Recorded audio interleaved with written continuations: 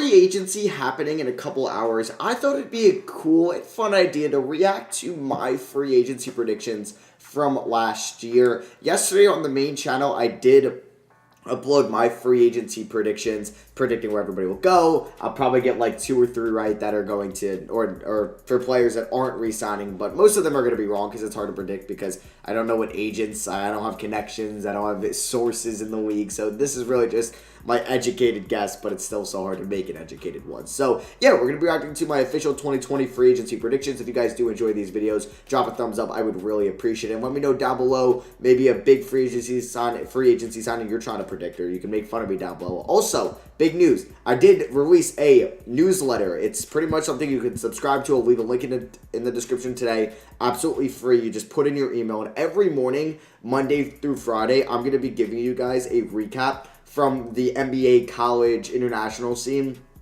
in the newsletter. So you can be on the lookout for that. Subscribe down below. It's absolutely free. I would really appreciate it. It's something new that I'm doing, and I think it's pretty cool. So I won't waste any more of our time. Let's get into this because I forgot really what I predicted for a lot of these. So free agency technically starts today at 6 p.m. Eastern time. I'm sure teams have already tampered with players and they know where they're going already. But today, I'm going to be giving you my 2020 free agency predictions. Just making sure. So it's not as good of a free agency as last year's free agency class. I don't need to see the whole intro, you know. When do I start? Oh, whoa, almost a spoil. So let's get into this. So after video about the draft, free agency, 2K rebuilds, stuff like that. So I'm hoping you can join the ride as well. And without further ado, here we go. My predictions. So first up, we have Serge Ibaka, and I'm predicting him to re-sign with the Raptors on a 1-year deal. Now, only 7 teams pretty much have any bit of cap space going into free agency. And I think Serge Ibaka and his camp kind of realized that there might be a bigger market for him in 2021 when a lot of teams have more cap space to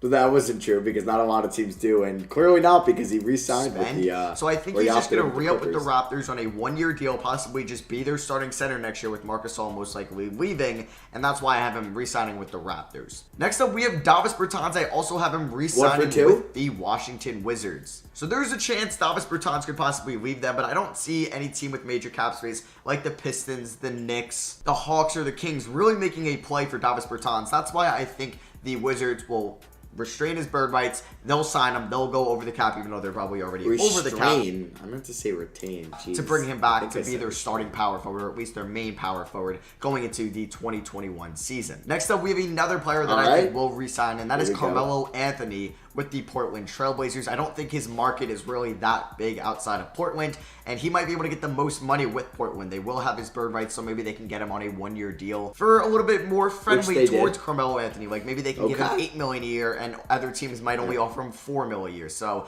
I think Melo will stay with the Blazers. He really appreciates that they took a shot on him this past season. He's definitely a player that you want to give a contract and give minutes to, and that's why I think the Blazers will look to re-sign Carmelo Anthony to give them a scoring output off the bench next year. Now we have our first free agent that I'm predicting will switch teams. I have Danilo Gallinari going to the Dallas Mavericks, either just straight up signing with Dallas or in a sign-in trade. Now I don't know how big this contract will be because I think Dallas is still looking to make a play in 2021. That's kind of why they traded Curry for Josh Richardson, mainly for defensive purposes, but Richardson is going to be a free agent next year. He's going to decline his player option, and they'll have cap space as Seth Curry's under contract for a couple more years. So that's why I'm a little hesitant to see if Gallo will go to the Mavericks. It could be a sign and trade. They might ask them to take on like Dwight Powell's contract or Maxi Kleber as well in return, but I just see Gallo going to that Mavericks team, being that great spot-up shooter for Luka off the dribble, because if you're Luka Doncic, you got the ball in your hands and you could just kick it to the corner to either Maxi Kleber in one corner, Danilo Gallinari in the other, or Kristaps in one corner.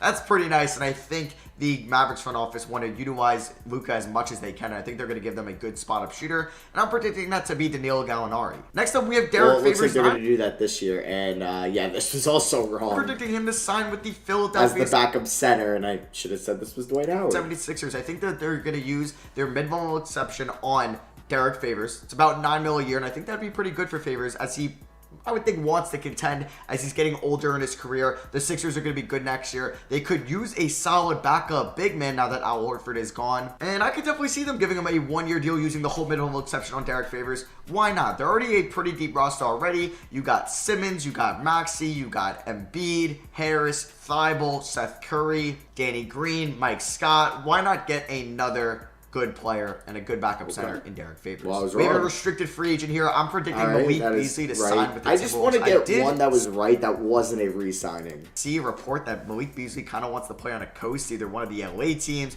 a New York team. I'm guessing he would be okay with playing in like Charlotte or something, because I guess they're bordering a coast.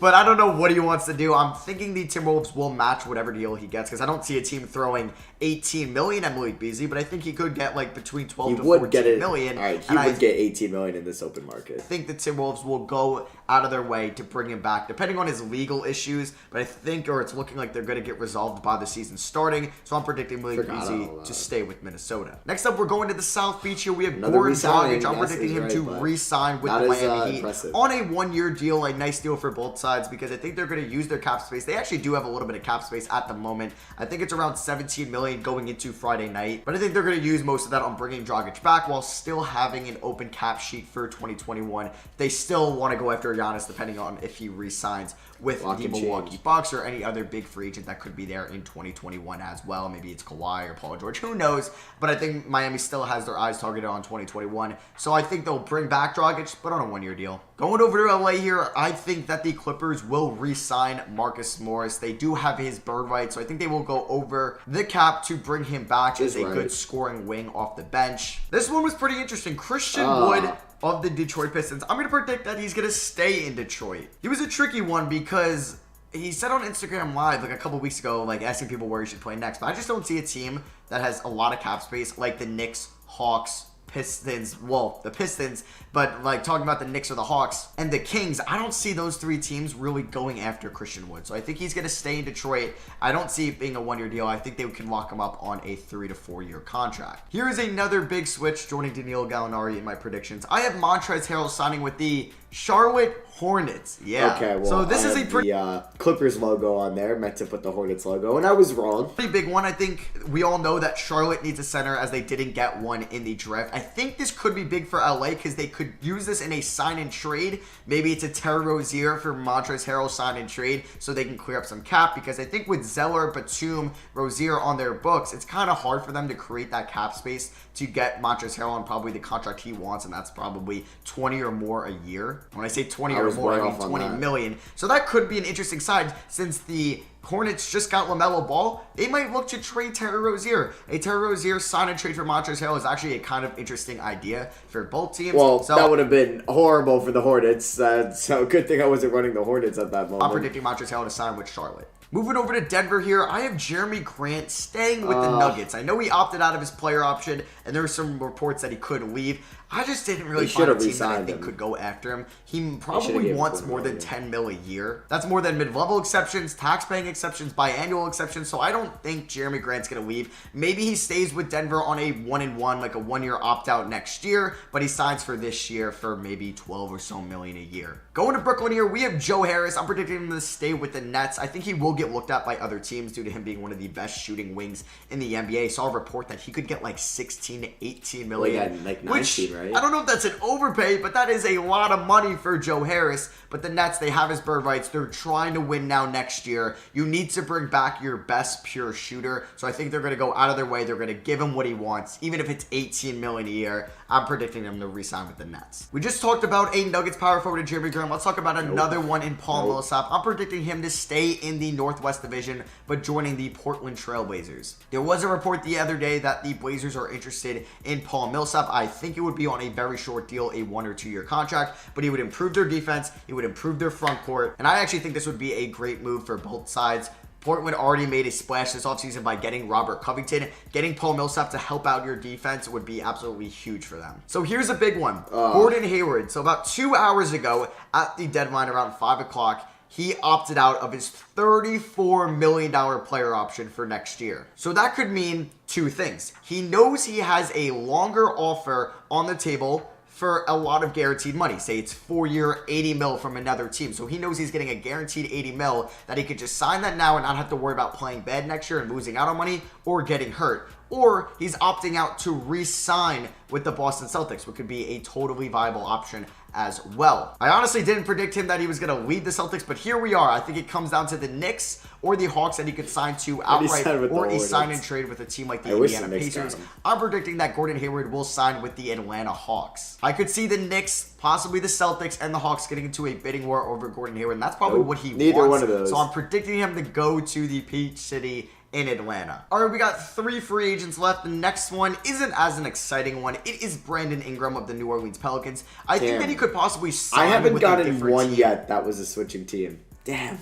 But the Pelicans are going to match. But now a lot of these free agents did switch teams. So, all right, Brandon Ingram we got. I kind of just want to see who the next one is. Who was like the big fish last offseason? Oh! Twitch. And I have Fred VanVleet signing with the New York Knicks. Yes, I think the Knicks will make a move with their $40 million in cap space in this offseason. I think the Raptors will also look to retain him, especially if they know that Giannis is staying with the Bucks and they realize, okay, we can't sign him in 2021. Let's bring back Fred VanVleet. But I think that... Wait, who's the big free agent that they're thinking of? Or, like, because I said I had 3 left and, like, Fred VanVleet second best, Ingram third best. Who's the best free agent? I forgot. Knicks might look to outbid him. Maybe? They didn't draft a point guard AD with the 8th overall pick. Right now on roster, after letting Elfrid Payton walk, they have Dennis Smith Jr., Frank Ntilikina, and having the Fred, but he's not switching teams. AD did opt. Damn. All right. So yeah, last year's free agency wasn't that like exciting. I would say really just the big Gordon Hayward switch and like Gallo and I guess Christian Wood and Jerami Grant switching teams was like a big notable thing. But yeah, I didn't do very well in predicting those. Hopefully my predictions this year are a little bit better. Let me know what you think down below. Drop a like if you did enjoy. Love you guys. I'll catch you on the next one. Peace.